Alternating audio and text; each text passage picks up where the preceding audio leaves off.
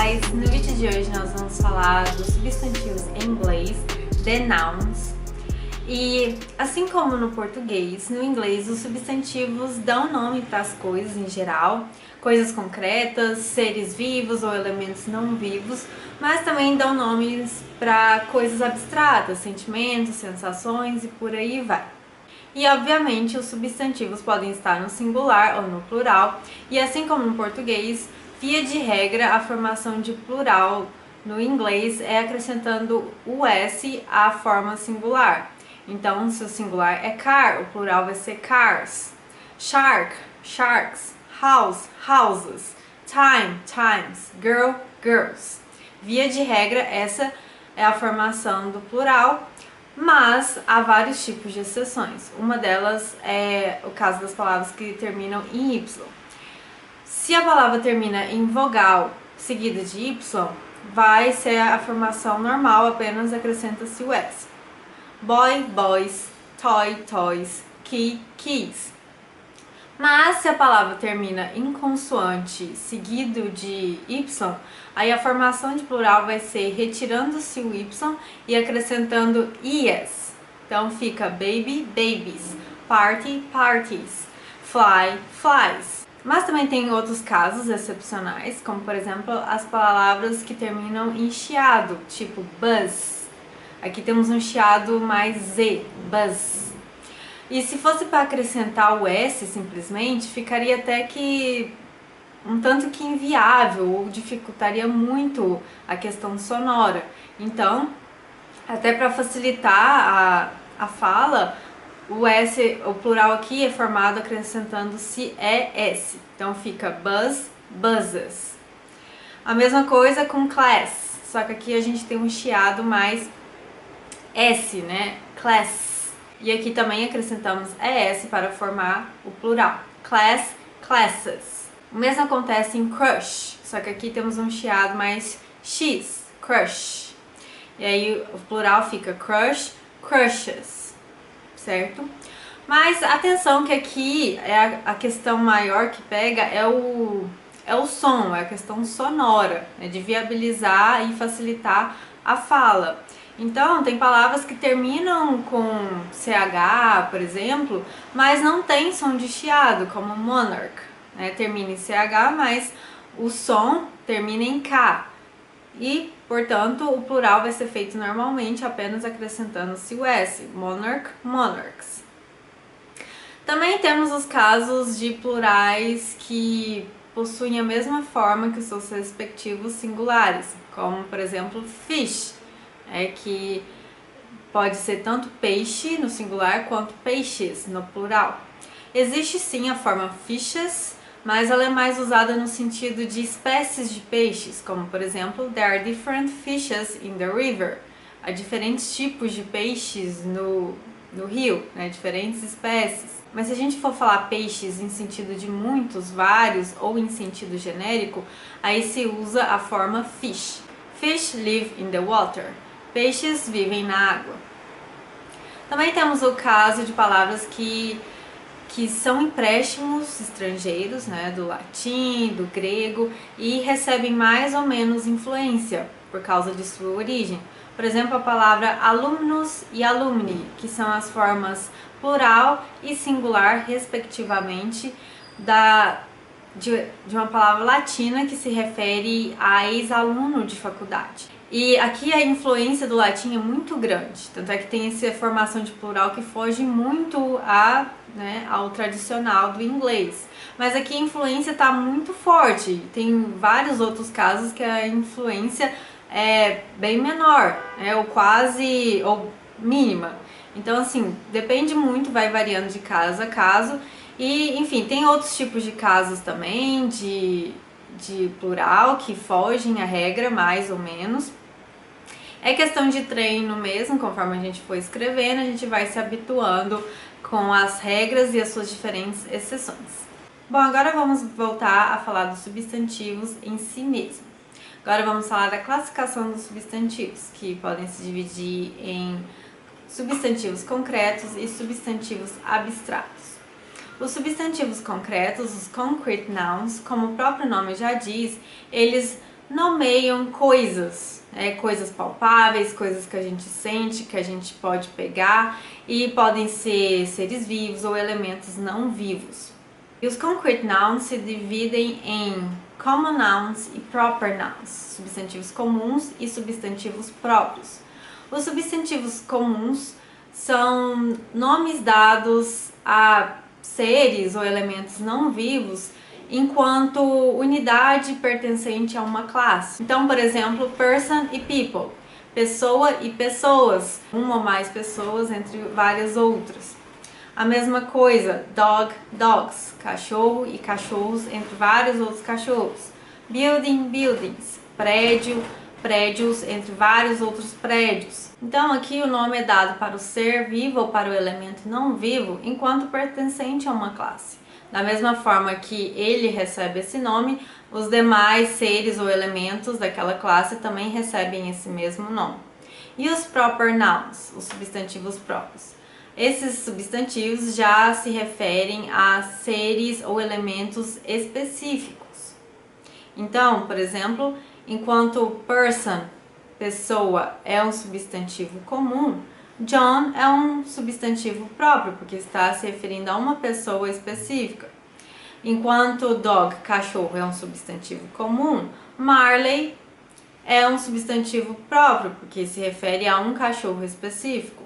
Enquanto building, prédio, é um substantivo comum, The Empire State Building, o prédio Empire State, é um substantivo próprio, porque se refere a um elemento específico, a um prédio específico, certo? Bom, agora vamos passar para os substantivos abstratos, os abstract nouns, que, como o próprio nome já diz, se referem a coisas abstratas que a gente não pode pegar, não pode sentir, como por exemplo sentimentos, love, anger, amor, raiva, sensações, happiness, sadness, alegria, tristeza, cores, yellow, blue, amarelo, azul, situações, poverty, misery, wellness, well-being, pobreza, miséria, bem-estar, atividades, swimming, dancing, skydiving, natação, dança e paraquedismo. E aqui, repare que a gente tem a forma ing, a forma contínua, que é a mesma forma usada para a formação dos tempos contínuos, sendo usado como substantivo, que é o que chamamos de gerúndio, tá? Sempre que essa forma contínua é usada como substantivo, recebe o nome de gerúndio. E agora vamos para a outra classificação que os substantivos recebem, que é a de countable and uncountable nouns, substantivos contáveis e incontáveis. Bom, os countable nouns, os substantivos contáveis, como o próprio nome já diz, são substantivos que podem ser contados. Logo, tem essa ideia de unidade, né? Uma unidade entre várias unidades, uma, duas, três, quatro, várias unidades dentre várias outras, né? Então, são substantivos que podem ficar no singular ou no plural, podem ser contados perfeitamente. Um exemplo, I want a dog. Aqui nós temos o artigo indefinido a, e como a gente já viu em outro vídeo, depois dá uma conferida, o artigo a é apenas usado no singular de substantivos contáveis, como é o caso aí em questão. Então aqui nós temos sentido de unidade, um cachorro entre vários cachorros. Também podemos contar perfeitamente. I want 1, 2, 3, 4, 5 dogs. 1, 2, 3, 4, 5 cachorros. Também posso usar expressões como a lot of, muitos. I want a lot of dogs. I want many dogs, que é outra forma de falar muito. Também posso falar I want a few dogs. Eu quero alguns poucos cachorros. Bom, agora vamos para os uncountable nouns, os substantivos incontáveis, que como o próprio nome já diz, são substantivos que não podem ser contados. Então, ou são substantivos que são genéricos, abstratos, apenas possuem ideia de algo, e portanto não é concreto, não dá para contar, ou são substantivos que, apesar de serem concretos na prática, como é o caso de alguns tipos de comida e bebidas, eles, apesar de serem concretos, eles não podem ser contados. Aí, se a gente quiser ter noção de medida, de quantidade, temos que usar expressões para tanto, conforme vamos ver daqui a pouco. Bom, um exemplo são as atividades. que a gente já até comentou. I like swimming, I love dancing, gosto de nadar, amo dançar. Aqui a gente vê que nem tem o artigo indefinido, como a gente já disse, só pode ser usado para substantivos contáveis e não é o caso, então fica sem artigo. E aqui a gente está falando das atividades em sentido abstrato, a ideia de nadar, a ideia de dançar, né? Então, nem é algo concreto e obviamente não dá para contar, não dá para ter ideia de unidade. Outro exemplo, money, dinheiro. A gente tem a noção de dinheiro enquanto ideia, mas também tem dinheiro concreto. Mas ele é incontável. Então eu falo I need money, sem artigo indefinido, sem plural, sem nada. Mas a gente pode usar expressões e determinantes para dar ideia de quantidade, de medida. Por exemplo, some, I need some money, eu preciso de algum dinheiro. Some é um determinante que é bastante usado para substantivos incontáveis, tá? Então anota aí na sua listinha. A gente também pode falar a lot of. A lot of pode ser usado tanto para substantivos contáveis, como a gente fez agora há pouco, quanto para incontáveis, como dinheiro. Então a gente pode falar I need a lot of money. E se eu quiser falar pouco dinheiro, Tati, aí a gente usa a expressão a little, tá? A little é uma expressão usada para substantivos incontáveis para indicar pouco, enquanto a few é usado para substantivos contáveis, como a gente usou no outro exemplo. A little é usada para indicar pouco, mas fazendo referência a substantivos incontáveis. Então a gente pode falar I need only a little money. Preciso apenas de um pouco de dinheiro. Outro exemplo, bread, pão, que é um substantivo que, né, na prática é concreto, mas que é incontável. Então a gente fala I like bread, desse jeito aí, sem artigo indefinido. Também podemos usar expressões para indicar medidas. I want a little bread, I want a lot of bread, I want 5 loaves of bread, quero 5 fatias de pão. O mesmo acontece com o substantivo milk, leite. Na prática, leite é algo concreto, a gente vê, sente e tudo mais, só que não tem ideia de unidade, então é incontável. E aí a gente fala I like milk, sem artigo indefinido.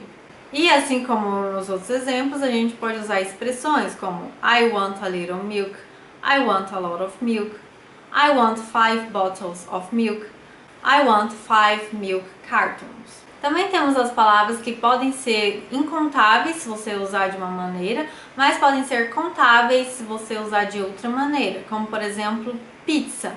I like pizza. Aqui a gente está falando de pizza no sentido abstrato, a ideia de pizza, então é incontável, é abstrato. I like pizza, então usa assim sem artigo indefinido. Mas se a gente estiver falando de uma pizza concreta, específica, aí ela já passa a ser contável. I bought a pizza, I bought 1, 2, 3, 4, 5 pizzas. O mesmo acontece com cake, bolo. I love cake, amo bolo. É a ideia de bolo aqui abstrata, né? Tá apenas na ideia, então é incontável, abstrato, não tem o artigo indefinido. I love cake. Mas se a gente estiver falando do bolo concreto, aí já passa a ser contável. I made a cake for my twin daughter's birthday. Ou I made 2, 3, 4, 5 cakes for my twin daughter's birthday. Mas é importante destacar que vai ser apenas contável se a gente estiver falando do bolo inteiro, né? Um bolo inteiro, 2 bolos inteiros. Agora, se a gente estiver falando de pedaços de bolo, aí vai ser incontável e vamos precisar do auxílio de expressões. Então, por exemplo, I want 1 piece of cake, I want 2, 3, 4, 5 pieces of cake. E é isso, gente. Espero muito que vocês tenham gostado. Beijinhos e tchau, tchau!